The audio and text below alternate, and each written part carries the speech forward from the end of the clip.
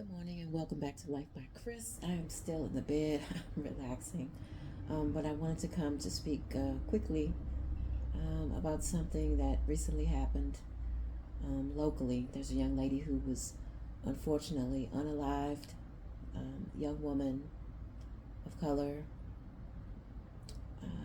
high school graduate with so much potential in life ahead of her. When these unfortunate incidents happen, it's always a moment for me. I use life events and um, situations to use it as an opportunity to speak with my son, my youngest, who's still in the house. Um, as an opportunity to have teachable moments with him, to have conversations with him. I think it's so important, especially in our community, to communicate with our children, to have those tough talks, to have those conversations, to let them know with this world out here, the world of life is beautiful. It really is. I don't want to be Debbie Downer or make it sound like, I'm fear mongering him or anything like that. I'm not. However, I'm a very transparent mom. I have a very, very, very open communication policy, if you will, with both of my children. Of course, my oldest has his own family. He's doing his own thing, lives in a different state.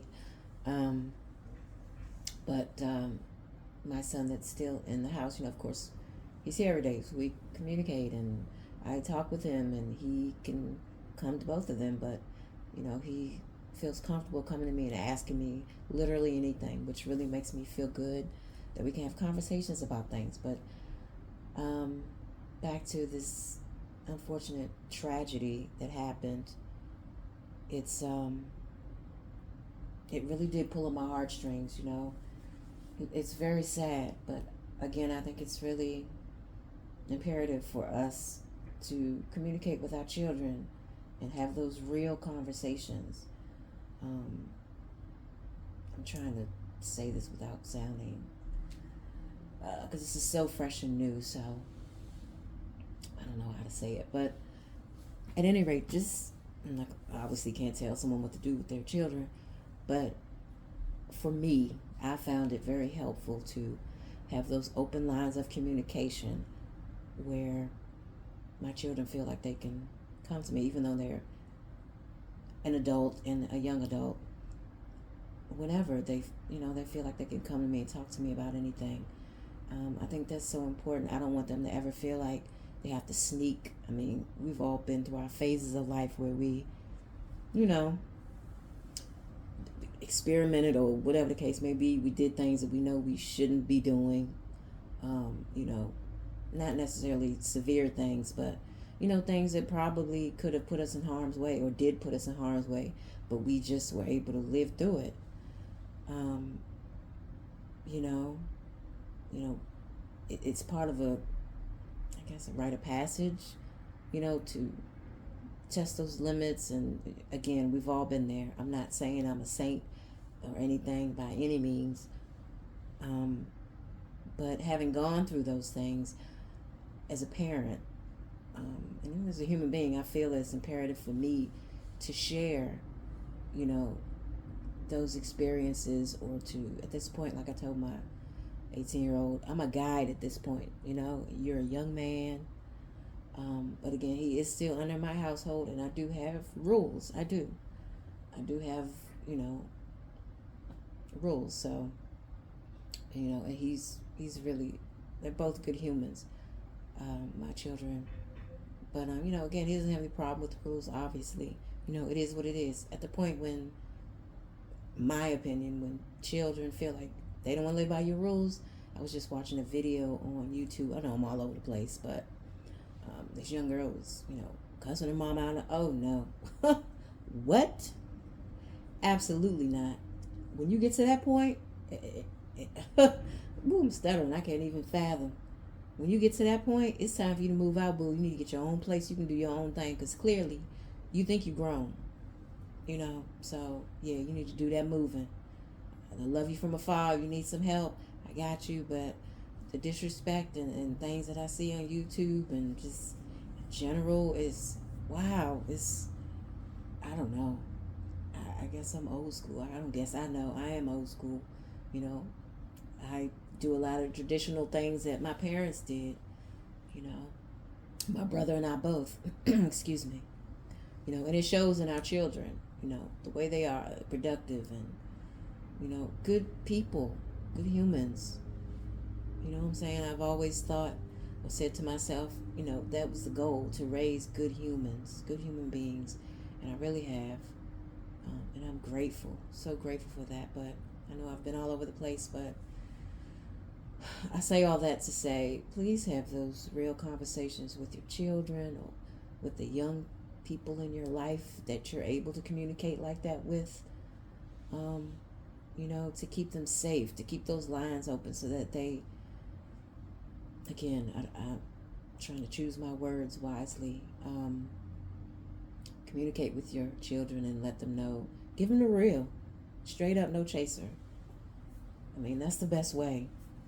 Sugarcoating and turning a blind eye and acting like, I mean, you just can't. It's 2025. And not to get political, but especially in this current administration, no. I had a long talk with, you know, my son. We went to the MVA.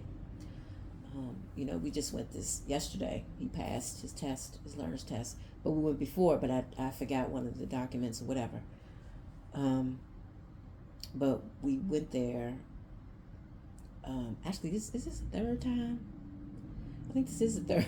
I guess the third time is a charm. So the first time I went there, we got there and he didn't have his ID. That's right. This is the third time. Second time we went back, I needed his original birth certificate. So I had to, anyway. So now, that's right, this is the third time. So we went yesterday, and of course, had everything we needed, and he passed the test. But I say all that to say, I had this whole, it wasn't really a rant. It was just really out of love and concern, you know, for him, and telling him the importance of having this ID on him all the time, you know, and you know, his ID, his phone, it's just those, taking a moment to make sure, you know, you have those things on you, because again, the world is a beautiful place. It is. Trust me. I've been in the military, been around the world, seen lots of things, a lot more traveling and life to live, of course. But you know, I don't put fear in him, but I keep it real with him. We have to with our children, you know, especially in our community. It is what it is. My oldest son, Mom, why did you tell me? No. I'm giving him the real so that he knows how to navigate this life in a clear, concise, smooth, mindful way. You know, live it to the fullest, but be mindful, be aware. We have to teach our children that, and keep those lines of communication open so that they can come and excuse me, have those we can have those tough conversations, those uncomfortable conversations that we might have to have, you know, when it comes to sex, or, you know, I don't know how YouTube is with saying words, when it comes to that, or relationships, or anything. They have to be able to come and talk to. If they can't come to you, they can't come to us. Who can they talk to? The streets? The streets don't love them. They just don't. They don't. That case just really, really affected me. And I'm praying for the family and the friends of that young lady, and hoping that she gets justice. They did find the person who did it, allegedly, who they have probable cause to charge with it. So I'm just really hoping that she gets justice. And wow, it's just a really, really sad, tragic situation. So please communicate with your loved ones and the young people in your lives. Anyway, hope you have a good rest of your day. Sorry, I'm hoarse. It's still early. But yeah. If this message isn't for you, hopefully you can share it with someone else who may need to hear it, so that we can, you know, protect our babies. Peace.